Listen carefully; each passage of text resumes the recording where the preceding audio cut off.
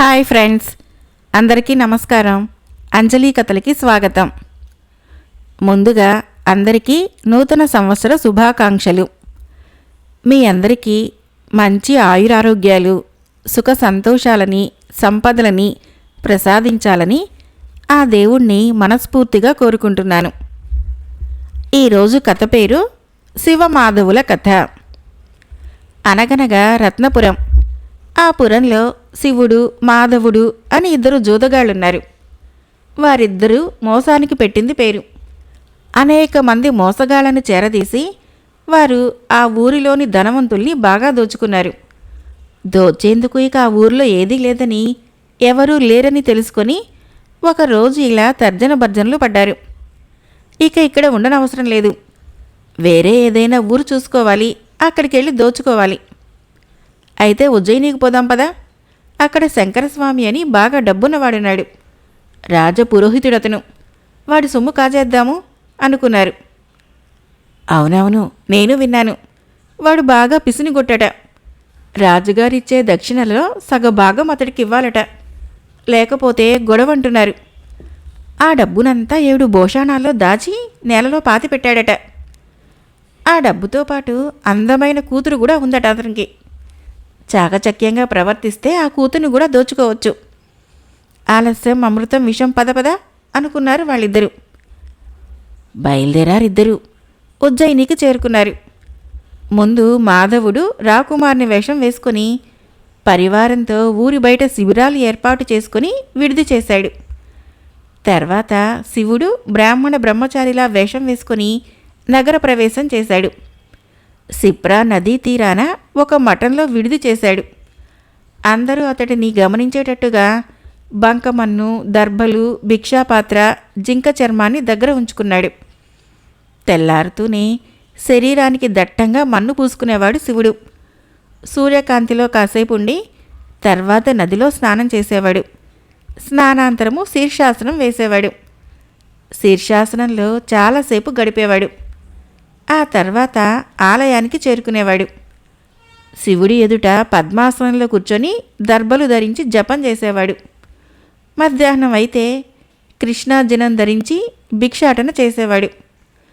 భిక్షను బ్రాహ్మణుల దగ్గర నుంచే అర్థించేవాడు. 3 భిక్షలు చాలతనికి. వాటిని తీసుకొని వచ్చి 3 భాగాలు చేసేవాడు. ఒక భాగాన్ని కాకులకు వేసి మరో భాగాన్ని ఆశ్రయించిన అన్నార్తులకి ఇచ్చి మిగిలిన భాగంతో తన కడుపు నింపుకునేవాడు. సూర్యాస్తమయం వరకు మళ్ళీ జపం ఆచరించేవాడు. రాత్రి మౌనవ్రతం చేపట్టి కళ్ళు మూసుకునేవాడు. అతని దొంగ జపాన్ని నిజమనుకొని శివుణ్ణంతా అభిమానించి ఆరాధించసాగారు. అతని కీర్తి ఉజ్జయిని నగరమంతటా వ్యాపించింది. ఊరవతల శిబిరాల్లో బస చేసిన మాధవుడు బ్రహ్మాండంగా శివుడు నటిస్తున్నాడని తెలుసుకొని అతన్ని మరింతగా ప్రచారం చేసేందుకు నగర ప్రవేశం చేశాడు. శివుడు ఉన్న ఆలయం సమీపంలోనే బస చేసి రాజపుత్రుడిగానే సిప్రా నదికి స్నానానికి వచ్చాడు. స్నానం చేసి పరివారంతో శివుడు ఉన్న ఆలయాన్ని చేరుకున్నాడు. అక్కడ జపంలో మునిగి ఉన్న శివుణ్ణి చూశాడు. భక్తులు చాలామంది ఉన్నారక్కడ. అంతా శివుణ్ణి తదేకంగా చూస్తున్నారు. ఇదే సరైన సమయం అనుకున్నాడు మాధవుడు. శివుడు పాదాల మీద పడి స్వామి అన్నాడు. కళ్ళు తెరిచాడు శివుడు. మాధవుణ్ణి చూశాడు. సన్నగా నవ్వాడు. ఇలాంటి తపస్వి ఇంకొకరు లేరు. హిమాలయాల్లో చూశానితణ్ణి, మళ్ళీ ఇక్కడ చూశాను. నా జన్మ ధన్యమైంది భక్తులతో అన్నాడు మాధవుడు. మీ కరుణా కటాక్ష వీక్షణం చాలు స్వామి, చాలు అని శివుని పాదాలు కళ్ళకద్దుకొని అక్కడి నుంచి వెళ్ళిపోయాడు మాధవుడు. వెళ్ళిపోతున్న మాధవుణ్ణి చూస్తూ మళ్ళీ దొంగ జపం కోసము కళ్ళు మూసుకున్నాడు శివుడు. భక్తులంతా శివుణ్ణి చూస్తూ ఆహా ఓహో అనుకున్నారు. రాత్రయింది. ఊరవతల మర్రి చెట్టు కింద శివమాధవులు కలుసుకున్నారు. చుట్టుపక్కల ఎవరూ లేరని గ్రహించి పగలబడి నవ్వుకున్నారు. తర్వాత కడుపు నిండా కళ్ళు తాగి సుష్టుగా భోంచేశారు. తీరిగ్గా ముందు ముందు ఏం చేయాలో ఎలా చేయాలో ఆలోచించారు. తెల్లారుతోందనగా వెళ్ళొస్తాను అని వెళ్ళిపోయాడు శివుడు. మాధవుడు రంగంలోకి దూకాడు. పరివారంలోని దొంగని పిలిచి వాడి చేతికి పట్టు పంచని ఇచ్చి ఇలా చెప్పాడు. తీసుకుని వెళ్ళి దీనిని రాజపురోహితుడు శంకరస్వామికి ఇవ్వు. ఎవరిచ్చారని అడిగితే రాకుమారుడు మాధవుడిచ్చాడని చెప్పు అన్నాడు. ఎవరతను అని శంకరస్వామి అడిగితే పర్వాలేదు, అడగకపోయినా నా గురించి ఇలా చెప్పు. దాయాదులతో యుద్ధంలో ఓడిపోయిన రాకుమారుడు తన తండ్రి ఆర్జించిన ఆస్తిపాస్తినంతటినీ పట్టుకొని దక్షిణ దేశం నుంచి ఇక్కడికి వచ్చానని చెప్పు. అతన్ని వెన్నంటి పరివారం కూడా ఉందని చెప్పు అన్నాడు మళ్ళీ. మీకీ పట్టుపంచ ఎందుకిచ్చారంటే మీ పేరు ప్రతిష్టలు విని మిమ్మల్ని దర్శించుకునేందుకు కానుకగా ఇచ్చారని చెప్పు. మీ అభిమానం కోసం చూస్తున్నారని, వీలైతే మీ రాజాస్థానంలో ఉద్యోగాన్ని అభ్యర్థిస్తున్నానని చెప్పు అన్నాడు మాధవుడు. సరే అన్నాడు దొంగ. బయలుదేరి శంకరస్వామిని కలిశాడు. పట్టుపంచె అందజేసి మాధవుడు చెప్పిందంతా అతనికి చెప్పి సెలవు అంటూ అక్కడి నుంచి వెనుదిరిగాడు. ఊరు పేరు తెలియని వ్యక్తి పట్టుపంచె కానుగ్గా పంపించడం ఏమిటి? శంకరస్వామి తర్కించుకోలేదు. పైగా పట్టుపంచె లభించినందుకు ఆనందపడ్డాడు. మాధవుడు ఆస్తిపాస్తులన్నింటినీ వెంటబెట్టుకుని వచ్చాడని తెలియటంతో అతన్ని మంచి చేసుకుని ఎలాగైనా వాటిని చేజెక్కించుకోవాలనుకున్నాడు. రాత్రి పగలు అదే ఆలోచన చేయసాగాడు. 2 రోజులు గడిచాయి.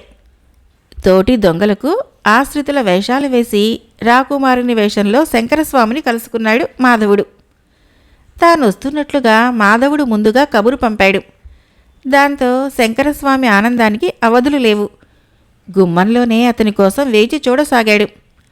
ఎప్పుడైతే వస్తున్న మాధవుణ్ణి చూశాడో అప్పుడు శంకరస్వామి ఎదురేగి అతన్ని కౌగలించుకున్నాడు. ఇంటి లోపలికి ఆహ్వానించాడు. కాసేపు ఇద్దరూ ఆ కబురు ఈ కబురు మాట్లాడుకున్నారు. తర్వాత వెళ్ళొస్తానని వెళ్ళిపోయాడు మాధవుడు. మర్నాడు కూడా అలాగే వచ్చాడు. శంకరస్వామిని కలుసుకున్నాడు. పట్టుపంచె కానుకగా అందజేశాడు. రాజదర్శనం కావాలి అడిగాడు మాధవుడు. అంత అవసరమా ప్రశ్నించాడు శంకరస్వామి. చాలా అవసరం. అలాగే రాజాస్థానంలో ఉద్యోగం కూడా కావాలి అని ప్రార్థించాడు. ఇంత ఆస్తిపాస్తులుంచుకొని రాజాస్థానంలో ఉద్యోగం దేనికి అడిగాడు శంకరస్వామి. దేనికంటే దాయాదుల నుంచి నన్ను నేను కాపాడుకునేందుకు. ఫలానా రాజాస్థానంలో నేను ఉద్యోగిని అంటే దాయాదులు నా మీద దాడి చేసేందుకు భయపడతారు. నాకు ప్రాణహాని ఉండదు. అంతేగాని డబ్బు కోసం నాకు ఉద్యోగం అవసరం లేదు అన్నాడు మాధవుడు. పరివారం కూడా నన్ను కొంతకాలం ఉద్యోగిగా ఉండమని బలవంతం చేస్తోంది. అది కూడా ఓ కారణం అన్నాడు మళ్ళీ. డబ్బుకు బంగారానికి కొదవలేదు. కావాల్సినంత నా దగ్గర ఉంది అన్నాడు మాధవుడు. కావలసినంత డబ్బు బంగారము తన దగ్గర ఉన్నదని చెప్పడంతో వాటిని కాజేసేందుకు మాధవునికి రాజదర్శనం చేయిస్తానన్నాడు శంకరస్వామి. ఒట్టంటూ అతని చేతిలో చేయి వేశాడు. చెప్పినట్లుగానే రాజును కలిసి అతని అనుమతి తీసుకున్నాడు. మర్నాడు రాజును కలిశాడు మాధవుడు. రాజుకి ఎలాంటి అనుమానము రాకుండా తగు జాగ్రత్తలు తీసుకున్నాడు. అతన్ని రాజపుత్రుడనుకొని పైగా పురోహితుని మాట కాదనలేక అడిగిన వెంటనే మాధవునికి తన ఆస్థానంలో ఉద్యోగాన్నిచ్చాడు రాజు. ఉద్యోగిగా కుదురుకొని పగలంతా రాజును సేవిస్తూ రాత్రివేళలా శివుణ్ణి కలిసి శంకరస్వామిని దోచేందుకు పథకాలు పన్నసాగాడు మాధవుడు. రాజపుత్రుడు రాజాస్థానంలో ఉద్యోగి. అంతకు మించి డబ్బు బంగారాలకి కొదవలేదు. అలాంటి వాణ్ణి బయట ఉంచటం కంటే తన ఇంట ఉంచటమే మేలనుకొని మాధవుణ్ణి తన ఇంట ఉండమని ప్రార్థించాడు శంకరస్వామి. కావాల్సిందదే. ఆనందంగా ఆ ఇంట ప్రవేశించాడు మాధవుడు. వెంట తెచ్చుకున్న బిందెను పురోహితుడికి అప్పగించాడు. ఇందులో ఏముంది అని అడిగాడు శంకరస్వామి. మీరే చూడండి అని బిందె మీద కట్టు విప్పదీసి చూపించాడు మాధవుడు. అందులో మెరిసిపోతూ బంగారు నగలున్నాయి. అవి ఒకదానితో ఒకటి పోటీ పడుతున్నాయి. వీటిని మీరే భద్రపరచాలి అని బిందెను అందజేశాడు. కాదనలేదు శంకరస్వామి. వారానికి 10 రోజులకొకసారి బిందెలో నగలున్నది లేనిది మాధవుడు తీసి చూస్తూ అవి ఎంత విలువైనవో శంకరస్వామికి చెప్పసాగాడు. చాలా విలువైన నగలని గ్రహించాడు శంకరస్వామి. వాటిని ఎలాగైనా తన సొంతం చేసుకోవాలనుకున్నాడు. తన ఉచ్చులో శంకరస్వామి చిక్కుకున్నాడని గట్టి నమ్మకం ఏర్పడటంతో మాధవుడు ఆహారాన్ని క్రమక్రమంగా తగ్గించుకుంటూ రాసాగాడు. కొద్ది రోజులకి కావాలని చిక్కిపోయాడు. ఒకరోజు శంకరస్వామిని పిలిచి ఇలా చెప్పాడు. అజీర్తితో బాధపడుతున్నాను. తిన్నది అరగక చిక్కిపోతున్నాను. రేపో మాపోలా ఉన్నది నా పరిస్థితి. అయితే చనిపోయే ముందు ఓ మంచి పని చేసి చనిపోవాలన్నదే నా కోరిక. అందుకు మీరేం చేస్తారంటే? చెప్పు చెప్పు, ఏం చేయమంటావు అని అడిగాడు శంకరస్వామి. ఒక సద్బ్రాహ్మణుని చూడండి.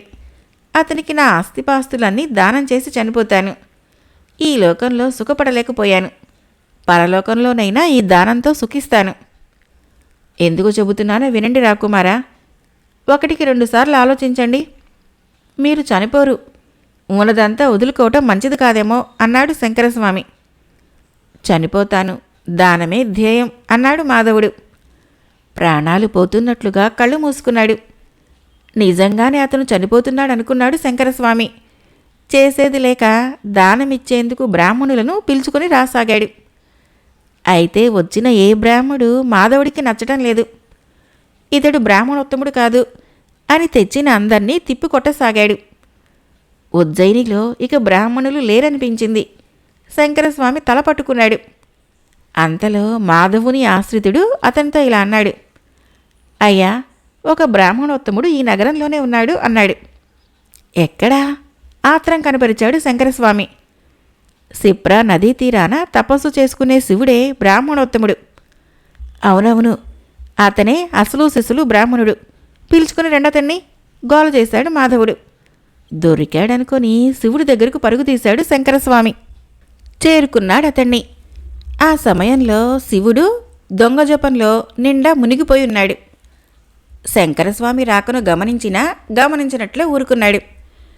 ధ్యానంలో ఉన్న శివుణ్ణి గొప్పవాడనుకొని అతని చుట్టూ ప్రదక్షిణలు చేసి మరీ కూర్చున్నాడు స్వామి. కాసేపటికి మెల్లమెల్లగా కళ్ళు తెరిచాడు శివుడు. ఎదురుగా ఉన్న స్వామిని చూశాడు. ఎవరు నువ్వు అని అడిగాడు. తన గురించి అంతా చెప్పుకొచ్చాడు శంకరస్వామి. ఆ తర్వాత ఇలా అన్నాడు. కోపం తెచ్చుకోనంటే నాదో చిన్న మనవి. చెప్పు. మాధవుడు అని ఓ రాజపుత్రుడు మా ఇంట్లో బస చేశాడు. దక్షిణ దేశం నుంచి వచ్చాడతను. పాపం జబ్బుపడి చనిపోతానన్న భయంతో ఉన్నాడు.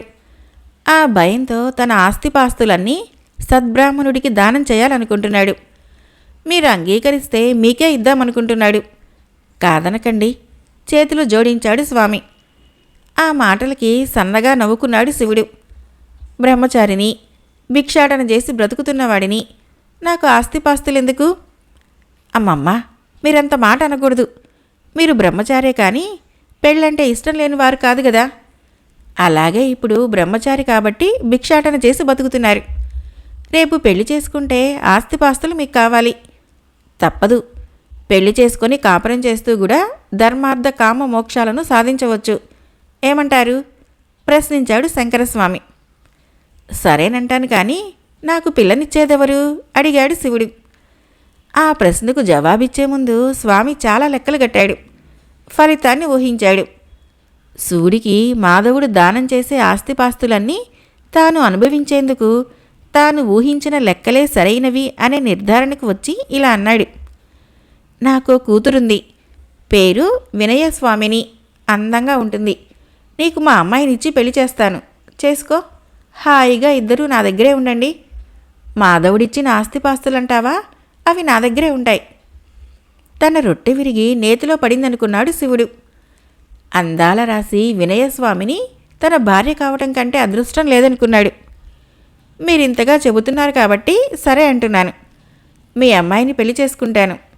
అయితే నాదొక షరతు. ఈ ఆస్తిపాస్తులు ఇవేమీ నా ఒంటికి సరిపడవు. వాటి సంగతి మీరే చూసుకోవాలి. మహదానందంగా అన్నాడు శంకరస్వామి. శివుణ్ణి తోడుకొని ఇంటికి చేరుకున్నాడు. మాధవుడికి సంగతంతా చెప్పాడు. ఆనందించాడు మాధవుడు. అనుకున్నట్టుగానే అంతా జరుగుతోందని సంతోషపడ్డాడు. అల్లారు ముద్దుగా పెంచిన కూతుర్ని చేజేతులా శివుడికిచ్చి పెళ్లి చేశాడు శంకరస్వామి. 16 రోజుల పండుగ ముగిసింది. ఆ మర్నాడు పెళ్ళైన 17వ నాడు మాధవుడిని ఆస్తిపాస్తుల్ని దానంగా స్వీకరించేందుకు శివుడు సిద్ధమయ్యాడు. మాధవుడు శాస్త్రోక్తంగా దొంగ నగలున్న బిందెను శివుడికి దానం చేశాడు. అల్లుడు శివుడి బిందెను దానంగా స్వీకరిస్తుంటే శంకరస్వామి ఉబ్బి తబ్బైపోయాడు. బిందెను మామగారికి అందజేశాడు శివుడు. ముందు నేను మీకు చెప్పినట్లుగానే ఈ ఆస్తిపాస్తులేవి నాకు పడవు, వీటి సంగతి మీరే చూసుకోండి అన్నాడు. సంతోషం. బిందెను అందుకున్నాడు శంకరస్వామి. దానిని ఎవరూ చూడకుండా ఓ రాత్రివేళ భోషాణంలో ఉంచి నేలలో దాచిపెట్టాడు. కొద్ది రోజులు గడిచాయి. మాధవుడు క్రమక్రమంగా ఆహారాన్ని ఎక్కువ తీసుకుంటూ కుదుటపడసాగాడు. దానమిచ్చిన ఫలితమే ఇదంతా అని స్వామిని నమ్మబరిచాడు. శివునితో స్నేహం చేయసాగాడు. అల్లుడు మాధవుడు ఆత్మీయంగా మెలగటము నేత్రపర్వమైంది స్వామికి. ఒకనాడు మామగారిని కలిశాడు శివుడు. ఇలా అన్నాడు: ఇల్లరికం వచ్చినట్టుగా మీ ఇంట ఉండటం నాకు ఇష్టం లేదు. 10 మంది 10 రకాలుగా అనుకుంటున్నారు. అందుకని నేను వేరే ఉందామనుకుంటున్నాను. ఉండండి, దానికేం అభ్యంతరం అన్నాడు శంకరస్వామి. ఉండాలంటే డబ్బు కావాలి. కాబట్టి మీరేం చేస్తారంటే, నేను దానంగా స్వీకరించిన నగలకు వెలగట్టి నాకు డబ్బు చెల్లించండి. ఇంత కావాలని నేను మిమ్మల్ని బలవంతం చేయటం లేదు. మీకు తోచిందే నాకు చెల్లించండి. నాకు కొంత డబ్బు దానంగా ఇవ్వండి. దానిని పెట్టుకొని నేను మీ అమ్మాయి బతుకుతాము అన్నాడు శివుడు. తప్పకుండా అని నగలకు వెలకట్టి తన యావదాస్తిని శివుడికి రాసిచ్చాడు స్వామి. నగలను తనకు అల్లుడు అమ్మినట్లుగా విక్రయపత్రాన్ని అతని దగ్గర నుంచి తీసుకున్నాడు. అలాగే తాను క్రయపత్రాన్ని అతనికి రాసి ఇచ్చాడు. మామ దగ్గర నుంచి విడిపోయిన శివుడు మాధవుడికి మరింత దగ్గరయ్యాడు. ఇద్దరూ శంకరస్వామి ఆస్తిని అనుభవించసాగారు. విందు వినోదాల్లో క్షణం తీరిక లేకుండా గడపసాగారు. ఒకనాడు డబ్బు అవసరమై బిందెలోని నగలలో ఒక నగను అమ్మజూపాడు శంకరస్వామి. నగల వర్తకుడు నగను కింద మీద చూసి ఇలా అన్నాడు: ఇది బంగారం కాదు, ఇత్తడి. అలాగే వీటికి అద్దినవి మణులు కావు, గాజు పూసలు. అయితే ఇది ఈ రకంగా చేసి అచ్చు బంగారు నగగా భ్రమింపజేసిన తయారీదారు మాత్రం గొప్పవాడు. శంకరస్వామి గుండెల్లో రాయి పడినట్లయింది. నగలన్నీ ఇంతే కాదు కదా అనిపించింది. ఎందుకైనా మంచిదని బిందెలోని నగలన్నీ తెచ్చి వర్తకుడికి ఇచ్చి చూసి చెప్పమన్నాడు. అన్నీ ఇత్తడి నగలే, అనుమానం లేదు అన్నాడు వర్తకుడు. దాంతో పరుగు పరుగున శివుణ్ణి చేరుకున్నాడు స్వామి. నీ నగలు నువ్వు తీసుకో, నా డబ్బు నాకు ఇచ్చేసేయి అని అడిగాడు. డబ్బా అదెక్కడుంది, ఎప్పుడో ఖర్చయిపోయింది అన్నాడు శివుడు. ఇద్దరి మధ్య మాట పెరిగింది. కొట్టుకునే స్థాయికి వచ్చారిద్దరు. ఆఖరికి రాజును ఆశ్రయించారు. నాకు ఈ దొంగ నగలు అంటగట్టి నా డబ్బంతా దోచుకున్నాడు చెప్పాడు శంకరస్వామి. గుండెలు బాదుకొని ఎడవసాగాడు. ప్రభు, నాకీ గొడవలేమీ తెలియవు. తపస్సు చేసుకుంటున్న నన్ను చేరబిలిచి పిల్లనిచ్చి పెళ్లి చేస్తాను అన్నాడు ఈయన. దానంగా నగల్ని స్వీకరించమన్నాడు, స్వీకరించాను. అయితే ఆనాడే చెప్పాను, ఆస్తిపాస్తులు నేను పట్టించుకోనని. తాను జాగ్రత్త చేస్తానన్నాడు, చేశాడు. తర్వాత ఇతనే వెలకట్టి ఇంత డబ్బు అని ఇచ్చాడు. క్రయ విక్రయ పత్రాలు కూడా ఉన్నాయి అన్నాడు శివుడు. మాధవుడు అప్పుడు ఆస్థానంలోనే కూర్చొని ఉన్నాడు. రాజుగారు సమీపంగా కూర్చొని అంతా వింటున్నాడు. అసలు ఇదంతా ఇదిగో ఈయన వల్ల వచ్చింది అన్నాడు స్వామి. మాధవుణ్ణి బరిలోకి లాగాడు. ఇందులో నా తప్పే ఉంది స్వామి. పెద్దవారై ఉండి మీరు ఇలా మాట్లాడటం భావ్యమా? నేను మీ దగ్గర నుంచి కానీ మిత్రుడు శివుడి దగ్గర నుంచి కానీ ఏమీ ఆశించలేదు. పైగా నా దగ్గరున్నదే మీకు ఇచ్చాను. తాతల నాటి నగలు తెచ్చి దానం చేశాను. అవి మంచి నగలా కాదా అన్నది పక్కన పెడితే ఏ పాపమూ తెలియకుండా నేను దానం ఇచ్చిన కారణంగానే నేను మృత్యుముఖం నుంచి బయటపడగలిగాను. నాకది చాలు అన్నాడు మాధవుడు. మాట్లాడుతున్నప్పుడు అతనేమాత్రమూ తొణకలేదు, బెణకలేదు. శంకరస్వామి సంకటానికి రాజాస్థానంలోని వారంతా నవ్వుకోసాగారు. ఇందులో శివుని తప్పుగాని మాధవుని తప్పుగాని లేదుగాక లేదు అన్నారు అందరూ. డబ్బంతా పోగొట్టుకొని శంకరస్వామి ఇంటికి చేరుకున్నాడు. అతిలోభము అసలుకే చేటు తెచ్చిందనుకున్నాడు. శివమాధవులిద్దరూ కులాసాగా దిలాసాగా కాలం గడపసాగారు. మరొక కథ పేరు లక్ష్మీ కటాక్షం. లక్షపురాన్ని లక్షదత్తుడు పరిపాలిస్తున్న రోజులవి. ఎవరితోనైనా ఆ రాజు సంభాషిస్తే అతనికి 1,00,000 వరహాలిచ్చేవాడు. సంభాషణ ఆనందం కలిగించగలిగితే ఎదుట వ్యక్తి బూరెల గంపలో పడినట్లే. కోరుకున్నది రాజుగారి అతన్ని కటాక్షించేవాడు. 1,00,000 వరహాలు ఇవ్వటమే కాకుండా లక్షణంగా ఎదుటి వ్యక్తిని అందరిలో అంతెత్తున నిలబెడుతున్న కారణంగా రాజుగారిని అంతా లక్షదత్తుడు అని వ్యవహరించేవారు. అటువంటి రాజుగారి కటాక్షం కోసము లబ్ధదత్తుడు అనే బ్రాహ్మణుడు ఎదురు చూడసాగాడు. రాజమందిరం సింహద్వారాన నిల్చొని ఉండి రాజుగారు తనని పలకరిస్తే బాగుండు అనుకునేవాడు. చలికి వణుకుతూ, వానకి తడుస్తూ, ఎండకి ఎండుతూ రాజుగారి కరుణా కటాక్షాల కోసము వేచి చూసేవాడు. అయితే ఏనాడు రాజు అతన్ని పలకరించిన పాపాన పోలేదు. పలకరించడం మాట దేవుడెరుగు, కనీసము కన్నెత్తైనా అతన్ని చూసేవాడు కాదు.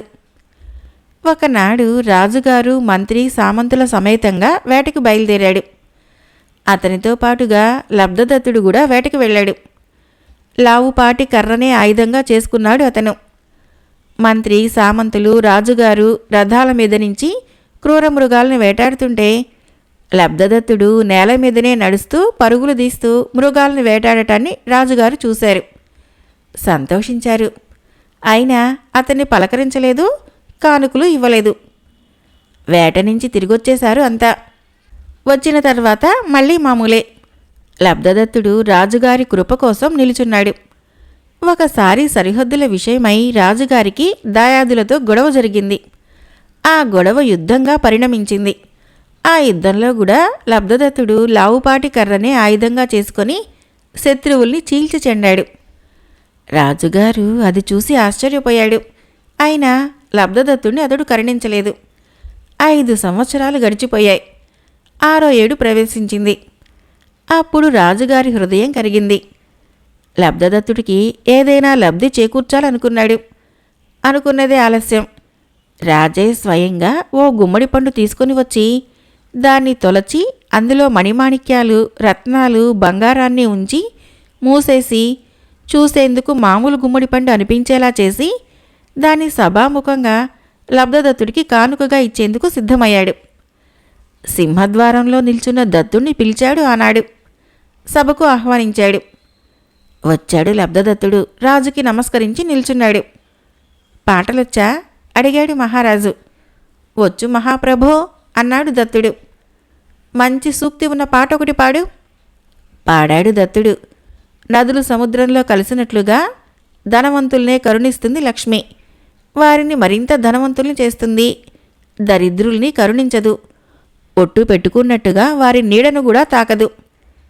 చిక్కని భావాన్ని చక్కగా పాడి వినిపించాడు దత్తుడు. సంతోషించాడు రాజు. ఆ పాటనే పదే పదే పాడి వినిపించుకున్నాడు.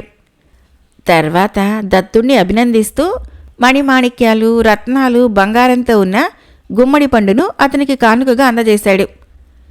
నాకు గుమ్మడి పండు అంటే ఇష్టం. నా ఇష్టమే నీకు కానుకగా ఇస్తున్నాను అన్నాడు రాజు నవ్వుతూ. అందుకున్న లబ్ధదత్తుని ముఖము ముడుచుకొని పోయింది.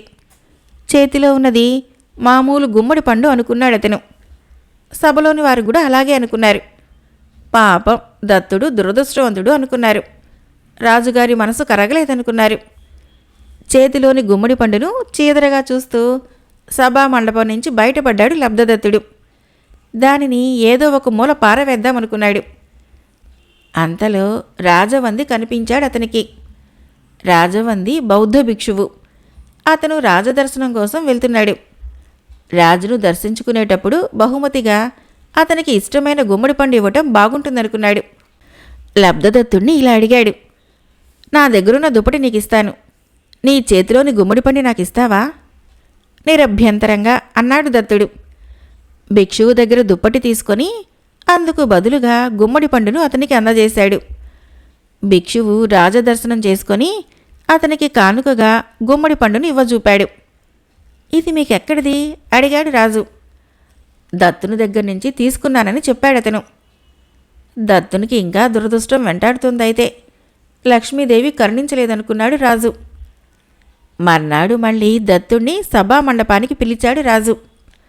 పాడిన పాటనే పాడమన్నాడు. పాడాడు దత్తుడు. భిక్షువు ఇచ్చిన గుమ్మడి పండునే దత్తునికి కానుకగా ఇచ్చాడు రాజు. దత్తుడు మళ్ళీ ముఖం ముడుచుకున్నాడు. సభలోని వారు ఈసారి కూడా రాజానుగ్రహం పాపం లభించలేదనుకున్నారు. గుమ్మడి పండును పారవేసే ఉద్దేశంతో రాజబాటలో చాటుకు తప్పుకుంటున్న దత్తునికి ఎదురుగా వచ్చాడు ఒక వైశ్యుడు. అతను రాజదర్శనం కోసం వెళ్తున్నాడు. పచ్చగా గుమ్మడి పండు ఎదురుపడటం శుభసూచకం అనుకున్నాడు. రాజుగారికి గుమ్మడి పండు అంటే ఇష్టం కాబట్టి దానిని కొనుగోలు చేయటం మంచిదనుకున్నాడు. అతని చేతిలో పట్టు ఉత్తరీయం ఉంది.